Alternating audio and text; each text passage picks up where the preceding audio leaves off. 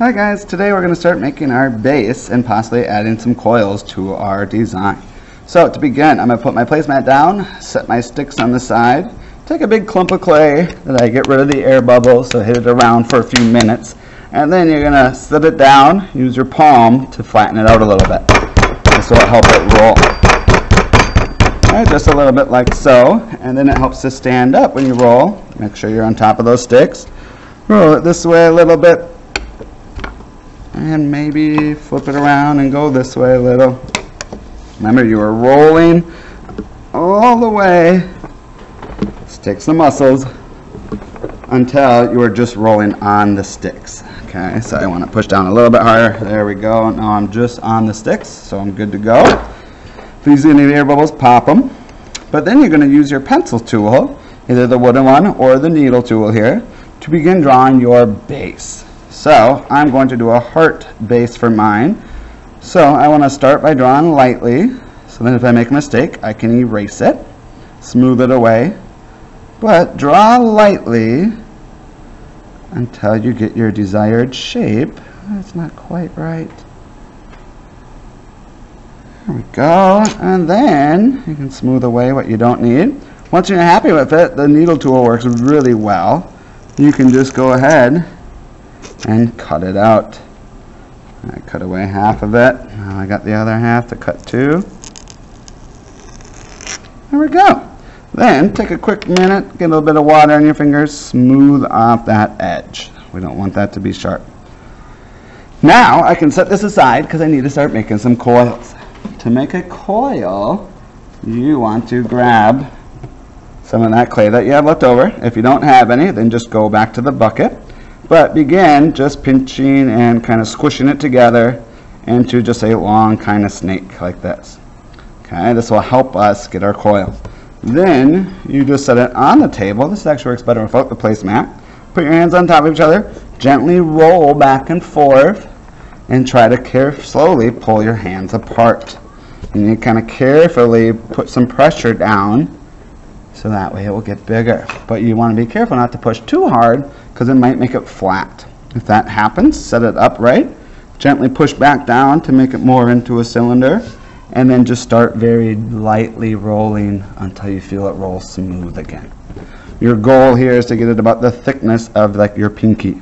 So right there looks good, but right here I need to roll more.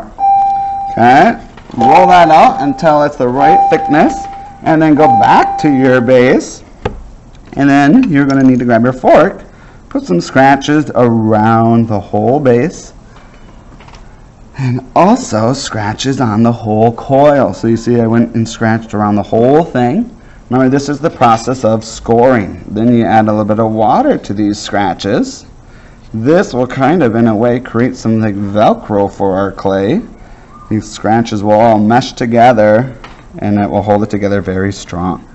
So then I just match the scratches. Go around, push them on there carefully. I'm not using all my muscles, but I'm giving it a decent little push so that way it doesn't come off. Okay, and you keep going around. Once you get back to where you started though, pause for a minute. Make sure you go over the edges, go over those. But then you gotta pause because I need to score this part. So then I just take my fork, scratch around,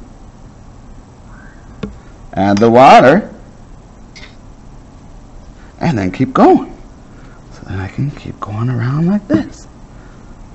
Okay, gently pushing it on. So you can see the inside of my heart has already gotten a little bit smaller than the base. So keep that in mind when you make your base. Make it a little bit bigger than maybe you originally planned. Okay, look, I kind of ran out of room there. That's fine. I'm going to just smooth the end all the way into the last one, and then I'll make another coil. So I have another one here that I started. Remember to just take your fork, scratch it. Scratch where it goes, so I'm going to be heading on top of this coil. I like to just scratch around the whole thing.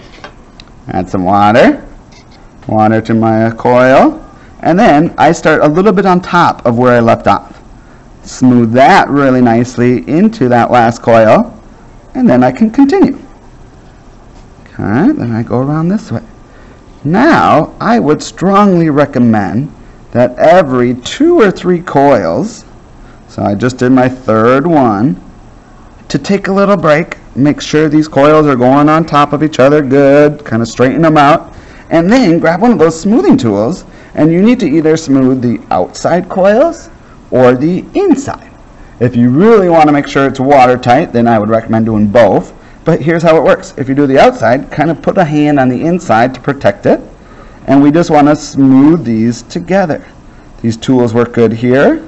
And as your coil pot gets bigger, you may even want to use a credit card for this part. But my goal, some of you might even want to just use your fingers, is to just smooth it to the point where I no longer can tell where they met. See, it's hard to see those coils.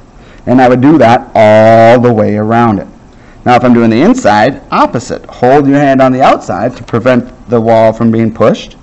And then smooth these together. Make sure even right around the edge there, I smooth that together really good. So if I'm making a cup, no water leaks.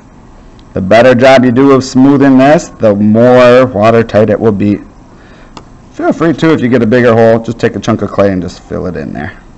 Okay? So, again, I got a lot of work to do there. I'd keep smoothing all the way around. Then, go back to rolling out a coil, score it, water, and keep going up. Next week, I'm going to show you how to make your coil pot go out wider or inwards.